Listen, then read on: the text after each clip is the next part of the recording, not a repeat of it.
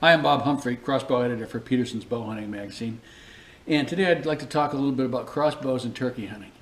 You know, you could use most any crossbow for turkey hunting, but there are some that are better suited to it than others. This one in particular, this is the Barnett Black Spur, and it's kind of a personal favorite of mine. One, because it's perfectly suited to the sport, but two, because I had a little bit of a hand in the design of this. I saw this several years ago as a prototype at the ATA show. Barnett asked me to look it over and tell them what I thought of it, and they weren't sure at the time exactly what they were going to do with it, but when they showed me the bow, when I shot it and they told me the specs, I thought, the light went on and I said, that is the ideal bow for turkey hunting. And there are a number of reasons for that. As I said, it's small, it's compact, it's very light. This thing is about 6.5 pounds, which is definitely on the low end, and with a crossbow, as opposed to a compound bow, you have a little bit more opportunity to run and gun, so having something that's light is nice. It's also compact. It's probably maybe 17 inches axle to axle, which is easy to maneuver in a ground blind, in the bushes when you're crouched down in that shooting position.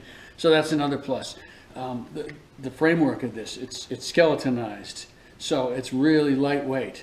And another thing you'll notice, which is particularly important to turkey hunting, is all the metal parts are dull. Okay, we've got a really attractive finish on this. There's some turkey graphics here, but the metal parts, the parts that are shiny on some bows are dull, and you need that for the turkey's sharp eyes. Wild turkeys have extremely sharp eyes, and when they get in close range, you don't want them to see the light shining off gold, silver, metallic objects. The scope. Now this one has a red dot, and I really prefer a red dot when I'm turkey hunting.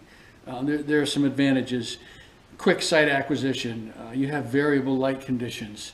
And another feature, if you get that red dot, you want an illuminated red dot, you want something with a rheostat so you can adjust, okay?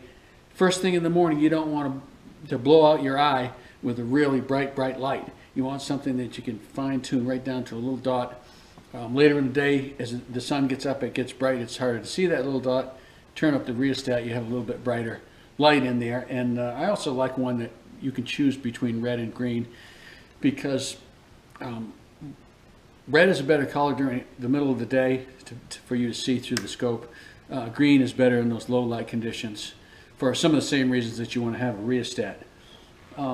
This has got a compact stock, okay? I can adjust this for myself. If I want a smaller framed hunter wants to use it, you can simply slide that in. You know, those are the main features for a turkey hunting crossbow. Some of the other things that you want to think about. Now, I mentioned the speed and the power of this. 330 feet per second is more than enough for turkey. Certainly adequate for deer. So you've got a bow that you can also use for deer hunting if you want, but maybe even a little bit too much power for turkey. And that's why, whether I'm hunting with a recurve or I'm hunting with a crossbow or a compound, I strongly recommend that you use mechanical heads. And which ones you use, that's entirely up to you. I'm not going to tell you which one to use, but I would say a few things to look for is you want something with the bigger cutting diameter, the better.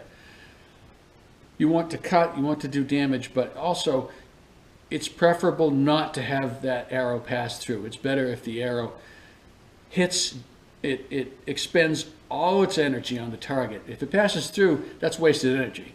You want to expend all the energy on the target, and you want to stay in there and keep cutting when the turkey runs away, because unless you hit the spine, the turkey's not going to drop, and it's very common for a turkey to run off, and then you've got to chase it down, or you've got to track it down, and you don't have a nice blood trail like you do with a deer.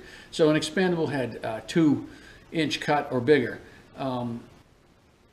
Okay, so again, lightweight, small frames, dark colors,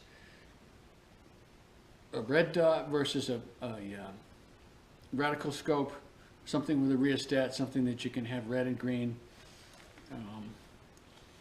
You want, again, expandable tips, and go out there and have fun. Get some turkey.